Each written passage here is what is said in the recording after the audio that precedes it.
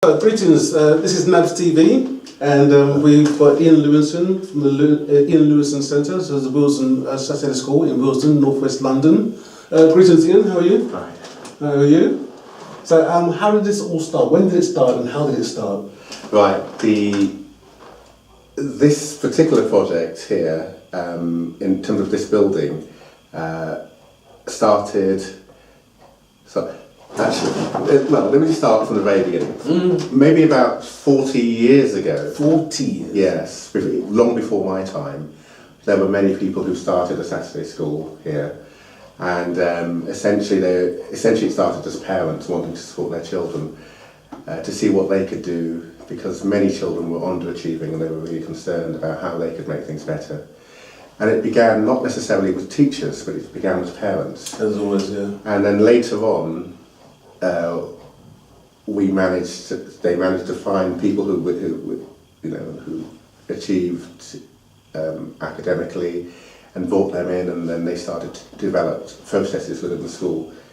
And then, in terms of my actual involvement, I got actually involved in 1997. The school had closed for a period of time at that point, and although it had a long history before. Was that 21 years ago? 21 years ago, yes. Yeah. The school had closed for maybe for about a year or so, and nothing was really happening. And there was a particular child who sadly died, who was age 16, and her mother really decided that she wanted to start a Saturday school in honour of her daughter, because she was, and I got involved at that point working with the mother, trying to see what we could do to establish something. And at that point, the Saturday school restarted again, and it's been running ever since that point. And since that time, we started focusing on English and Maths as the foundation for everything else. If we can support them with their English and their Maths, then we were hoping that that would be a foundation for them to work on other subjects and to be able to do really well. Over these years, we've had many successes. We've had people who've gone on to university, we've had students who've actually achieved and come back to support the school, and that has really helped the school to grow. And essentially it's been run by word of mouth. We are linked to a church, which is the New Testament Church of God in Willesden. And essentially, most of the people who come to the school, however, come from the community. And we've primarily attracted people from African and Caribbean backgrounds, although we have also attracted students from other backgrounds as well, but primarily from African and Caribbean backgrounds.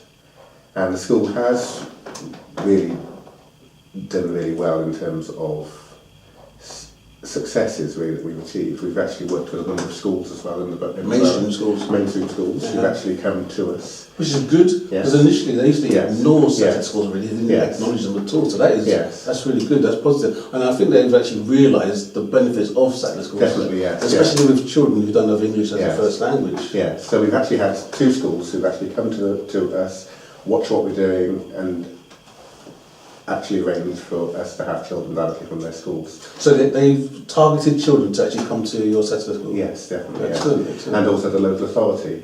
We actually had a programme at one point to have children who had been expelled from schools who would also come to us as well. And your local authority is Brent? Is Brent, yes. Yeah, so it was particularly for students in the area of Harlesden, because there was a particular concern at one point a few years ago. And we worked with schools in Harlesden for probably 2 years to try and support educational achievement in that area. Mm-hmm. Amazing. So it's not just a Saturday school. So I'm trying to explain to people, there's so many things going on here. What kind of other things do you have going on here? Well, we also have music classes that's for adults and for children. The Maths and English is for children from age 6 to 16, but we also have workshops where we look at Black history and we try and increase people's awareness of the achievements of black people and also black leaders throughout history. Not just recent history, but throughout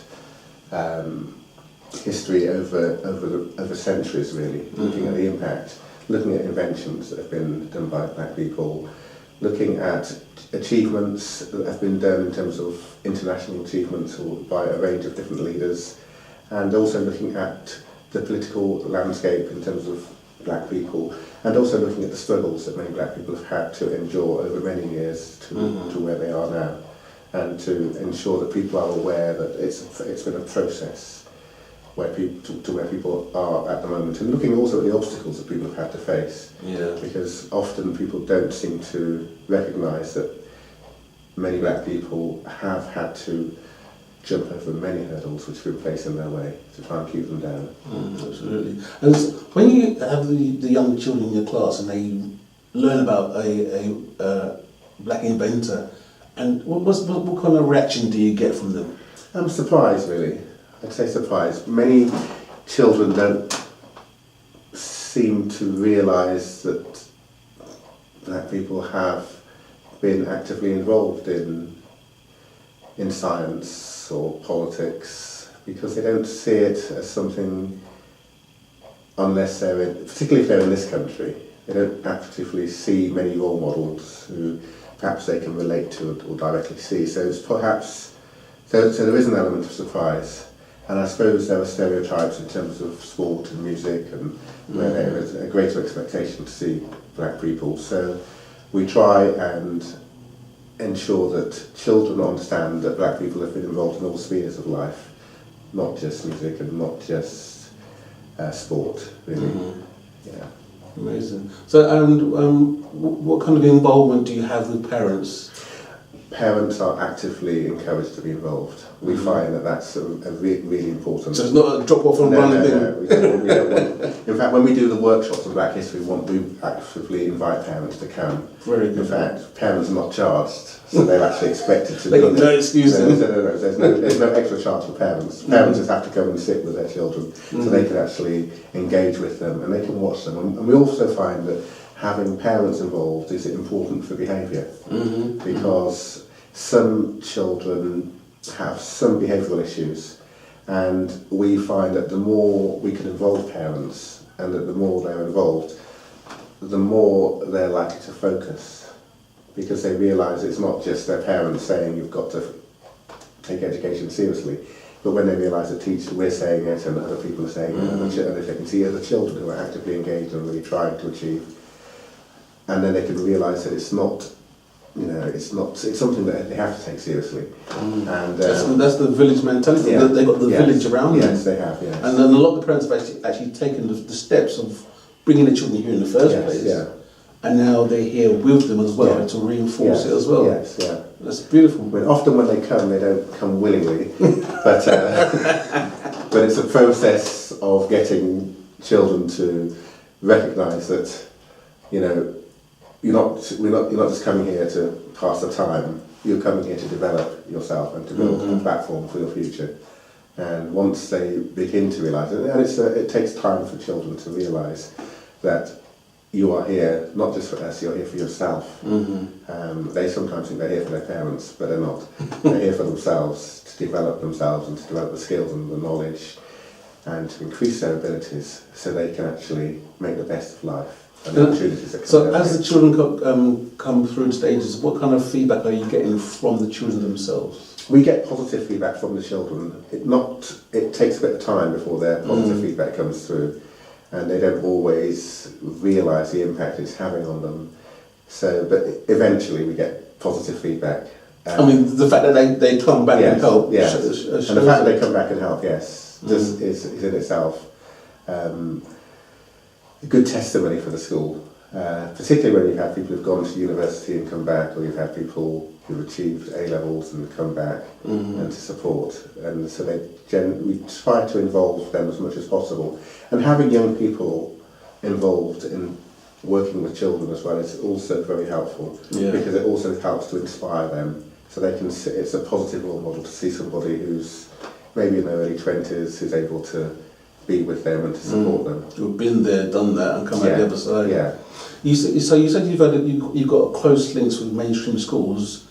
Is your curriculum sort of tied in with the mainstream schools in the area?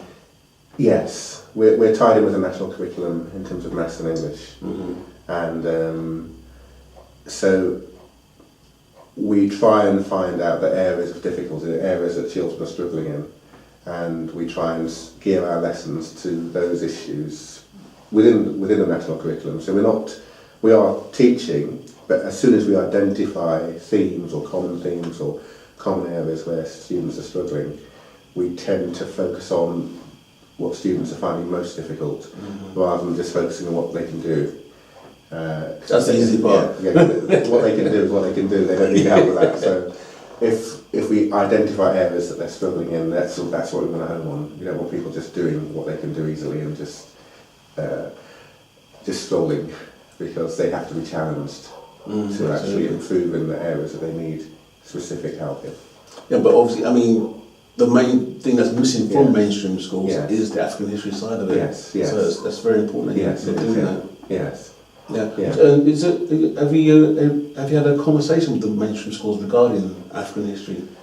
Well, they tend to focus their African history into a month in October, where in terms of October, there's Black History Month. There's a discussion where they'll look at what we can do, and I've been invited into schools during that particular month, and prisons actually. You do prisons as well? We do prisons as well, yes. So we're actively involved in visiting prisons. I've got this next month I'll be going to Brixton Prison and Wormwood Scrubs Prison, and that will for Black History Month as well, where we'll be speaking around issues to do with Black history. What's that like? What kind of feedback do you get from the inmates? Well, did it last year, so they invited us back. You're back and still alive? We're invited us back, so they obviously felt it went well last year. So really we're trying to inspire them while they're in prison. So we want people to realise that people like Malcolm X, people like Martin Luther King, they themselves were in prison.